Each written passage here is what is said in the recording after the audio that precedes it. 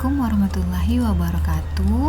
Perkenalkan, nama saya Rosmala Jayanti. Pada kesempatan ini saya akan membuat video pembelajaran mengenai invitation kelas 8 SMP.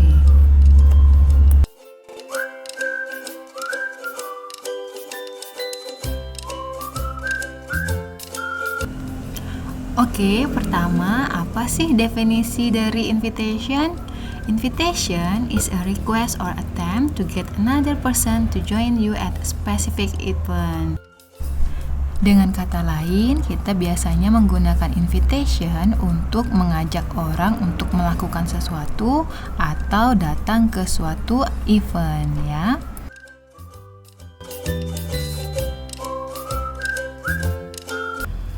Selanjutnya, fungsi sosial dari invitation atau social function of invitation. Jadi, seperti yang kita sudah ketahui bahwa invitation itu digunakan untuk mengundang seseorang atau mengajak seseorang untuk melakukan sesuatu atau menghadiri suatu event, ya. Dalam kehidupan sehari-hari, kita sering sekali menemui berbagai jenis undangan. Misalnya, birthday party atau undangan ulang tahun, kemudian wedding party, undangan pernikahan atau anniversary. Kemudian ada lagi jenis undangan yang biasa kita temui itu seperti untuk meeting atau pertemuan, atau undangan terkait dengan competition and graduation, dan banyak lagi lainnya.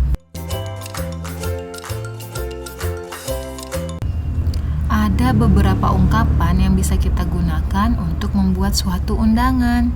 Misalnya, I invite you to come, I invite you to join, atau would you like to come, would you like to join us, I would like to invite you, and etc. ya. Banyak sekali ungkapan-ungkapan yang biasanya menandakan bahwa itu adalah suatu undangan, atau ungkapan tersebut mengekspresikan bahwa kita sedang mengundang seseorang untuk suatu event tertentu. Pada umumnya, undangan itu sendiri terbagi menjadi 3 bagian, yaitu ada invitee, body, and inviter. Bagian pertama dari sebuah undangan yang harus ada yaitu invitee. Invitee ini sama dengan receiver atau orang yang menerima undangan kita. Jadi pada invitation, bagian pertama diisi oleh invitee atau receiver.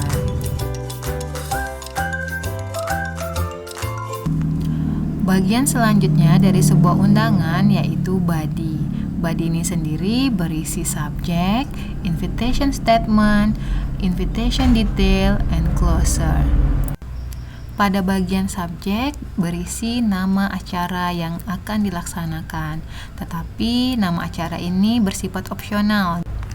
Itu berarti terkadang undangan tersebut berisi nama acara, tapi ada juga undangan yang tidak menyebutkan detail nama acaranya.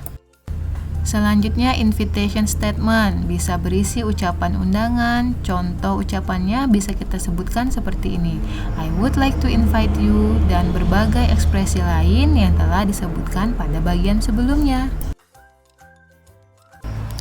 Selanjutnya, invitation detail itu berisi day or date atau hari dan tanggal acara, kemudian time atau waktunya, kemudian berisi place di mana acara itu akan dilaksanakan. Selanjutnya yaitu bagian penutup atau closer, yaitu berisi ucapan penutup. Bisa jadi berisi juga postscript atau catatan tambahan atau pesan ataupun ucapan terima kasih dari si pengirim surat. Bagian terakhir dari sebuah undangan yaitu inviter. Inviter ini kata lainnya juga bisa disebut dengan sender atau si pengirim surat. Bagian ini berisi siapa yang mengundang. Bisa juga berisi salam dan nama pengirim, contohnya best regards, salam hormat, kemudian disebutkan nama si pengirim surat. Setelah kita mengetahui beberapa bagian dari invitation atau generic structure of invitation, sekarang waktunya kita mengetahui language feature yang sering digunakan dalam suatu invitation. Di dalam invitation terdapat beberapa language feature, salah satunya yaitu menggunakan simple present tense. Jadi di dalam invitation itu biasanya kalimat yang digunakan merupakan kalimat simple present tense atau menggunakan simple present future tense, di mana di dalam undangan terkadang ada beberapa ekspresi yang menggunakan simple present future. Selain menggunakan simple present tense, language feature of invitation salah satunya yaitu menggunakan ungkapan kebahasaan seperti would you like to dan sebagainya. Ya, bisa dilihat pada slide berikut ini.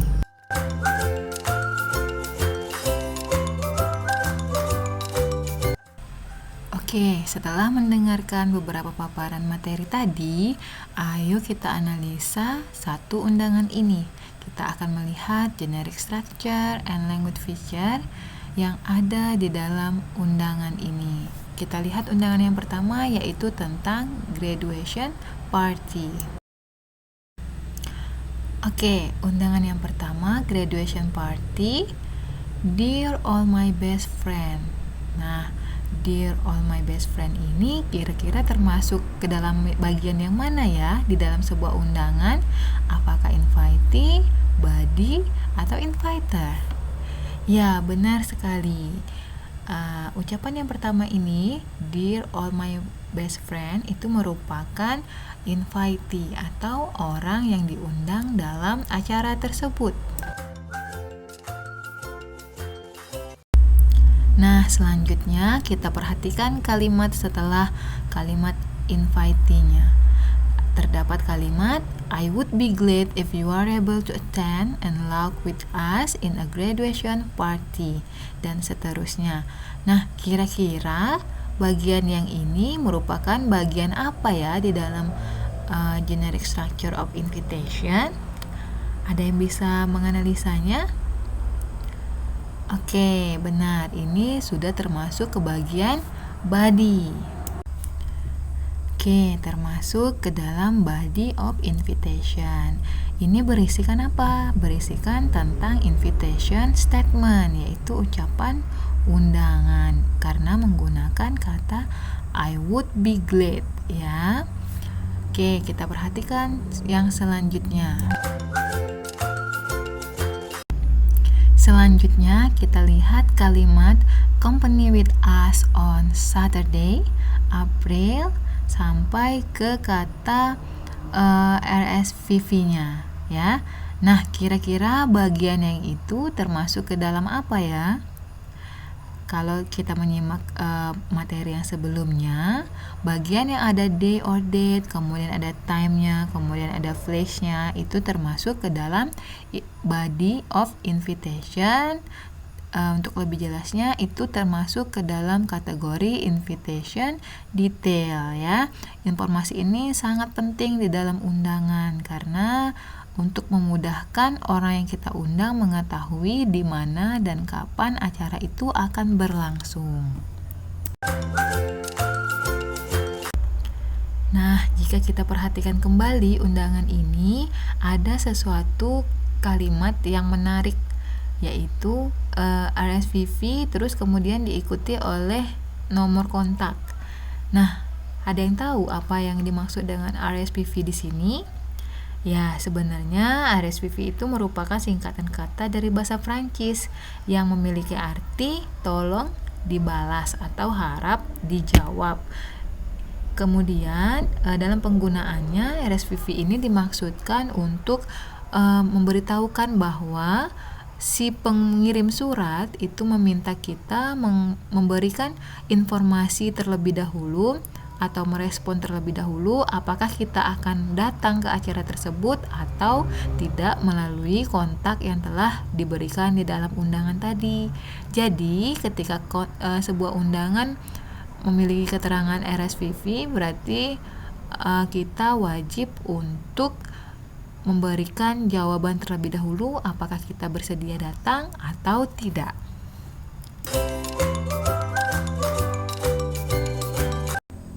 Nah, kita lihat bagian terakhir dari undangan graduation party ini, yaitu sincerely Melissa Alan ya.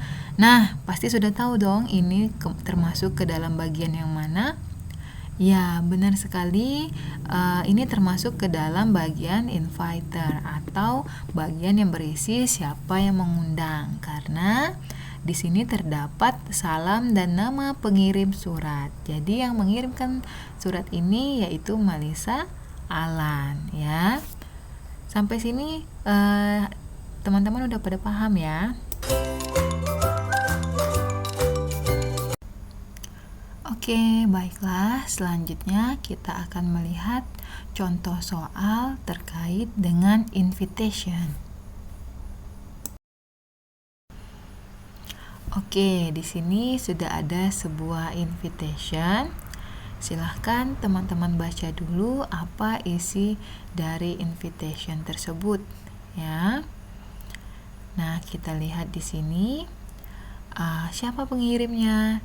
Di sini pengirimnya ada chairperson, ya. Siapa penerima suratnya?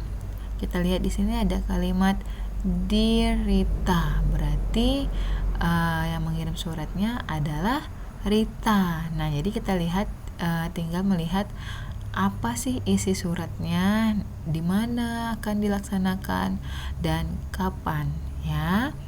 Ini pasti pertanyaan yang cukup mudah bagi teman-teman. Kita lihat dulu pertanyaan yang sering muncul, biasanya itu berbentuk pertanyaan yang menanyakan terkait apa isi dari undangan, kapan undangan ini akan dilaksanakan, kemudian siapa yang mengirimnya, atau pertanyaannya apa sih tujuan dikirim undangan ini gitu ya. Setelah kita baca undangan tadi, nah mari kita coba untuk menjawab beberapa pertanyaan terkait dengan invitation tadi. Ya, seperti yang sudah pernah dikatakan bahwa pertanyaan yang sering muncul itu biasanya terkait dengan apa yang didiskusikan di dalam undangan tersebut. Ya, misalnya untuk pertanyaan nomor 1, what will the meeting discuss? Ya, apa yang akan didiskusikan dalam pertemuan tadi. Nah, berarti kita bisa menemukan jawabannya di mana? Apakah di bagian invitee, body, atau inviter? Ya, benar sekali. Kalau untuk terkait dengan tema atau isi dari undangan tadi, kita harus melihatnya pada bagian body of invitation. Nah, kita coba lihat dari undangan ini. Kira-kira jawaban yang benar yang mana ya? Oke, kita akan melihat jawaban untuk nomor 1 pada undangan yang telah disediakan. Biasanya terkait dengan inti dari apa yang akan dilakukan dalam undangan itu atau apa yang akan didiskusikan itu, biasanya kita bisa melihatnya pada agendanya ya. Agendanya di sini apa? Final preparation for the Porseni 2018 competition. Nah, kira-kira ada nggak di jawabannya yang benar sesuai dengan agenda yang ada pada invitationnya? Ya, jawabannya the correct answer is B ya, the final preparation for the Porseni 2018 competition. Kita lanjut ke pertanyaan kedua. The meeting will be held. Nah, di sini ada nggak jawabannya yang menyatakan afternoon, evening, morning, at night, atau not long after the break? Kita lihat yang ditanyakan kapan meetingnya atau pertemuannya akan dilaksanakan. Nah, di sini kan cuma adanya jam 1.30 PM sampai 2.30 PM. Nah, berarti ini adalah soal yang tersirat ya. Biasanya kalau jam 1.30 PM sampai 2.30 PM itu apakah tergolong afternoon, evening, morning, atau at night? Ya, jawaban yang benar adalah A, in the afternoon. Oke, good ya. Nah, demikianlah pembahasan soal terkait invitation pada video pembelajaran ini. Semoga apa yang sudah disampaikan bisa bermanfaat untuk teman-teman semua. Saya akhiri. Assalamualaikum warahmatullahi wabarakatuh. Thank you.